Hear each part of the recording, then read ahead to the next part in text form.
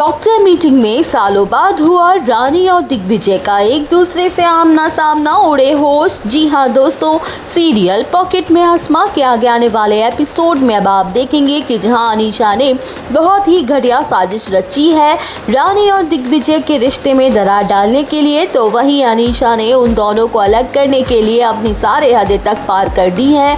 उसने जानबूझ के हालात ऐसे बनाए ताकि रानी को ये यकीन हो जाए कि दिग्विजय ने उसे धोखा दिया है। जहां रानी जब दिग्विजय को आपत्तिजनक हालत में अनीशा के साथ उसके कमरे में देखती है तो उसका दिल पूरी तरह से टूट के बिखर जाता है और वो बिना किसी से कुछ कहे चुपचाप सब कुछ छोड़ छाड़ के चली जाती है। तो वहीं रानी के इस कदम से दिग्विजय के साथ साथ पूरे घर वाले शॉक्ड रह जाते हैं और उसे गलत समझ लेते हैं, क्योंकि किसी को कुछ समझ ही नहीं आ रहा होता कि आखिर वजह क्या ही थी। अब शो के अपकमिंग ट्रैक में अब आप देखेंगे कि जहां दिग्विजय रानी को ढूंढने की लाख कोशिश करता है लेकिन रानी उसे कहीं नहीं मिलती और देखते ही देखते शो की कहानी में पूरे 5 साल आगे बढ़ जाती है। जहां 5 साल की लीप के बाद दिग्विजय आज भी उस पल को कोसता है जब रानी उसे छोड़ के गई थी। उसे आज तक ये बात समझ ही नहीं आई कि आखिर उसके और रानी के बीच गलतफहमियां की क्या और कौन सी वजह थी। तो वहीं दूसरी तरफ रानी ने अपने दम पर अपनी हिम्मत के साथ अपनी जिंदगी की नई शुरुआत कर दी है, जहां पर रानी दिन में तो फूड डिलीवरी का काम करती है और रात में जगकर अपनी पढ़ाई कंप्लीट करती है और अपने सपनों की उड़ान को कभी उसने रुकने नहीं दिया।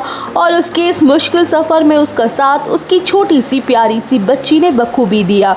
तो वहीं रानी अपनी मेहनत और लगन से अपने सपने को पूरा कर लेती है और एक कामयाब डॉक्टर बन जाती है।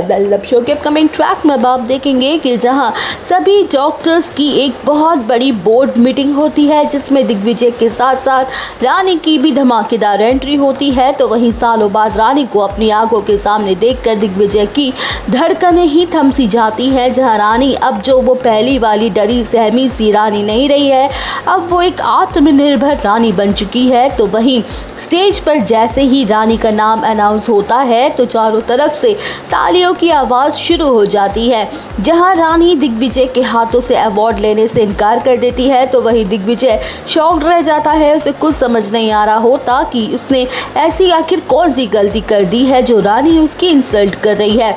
जहां इसी दौरान दिग्विजय के सामने ये सच आएगा कि उसकी एक 5 साल की बेटी है और उसे पाने के लिए अब वो कोर्ट में कस्टडी केस भी फाइल करेगा। तो वहीं अनीशा भी रानी और उसकी बेटी को नुकसान पहुंचाने की कोशिश करेगी, क्योंकि वो नहीं चाहती है कि रानी फिर से दिग्विजय की लाइफ में आए। जहां इन सब ड्रामों के दौरान दिग्विजय को अनीशा की साजिशों के बारे में भी पता चलेगा और उससे होगा अपनी गलतियों पर बड़ा पछतावा भी।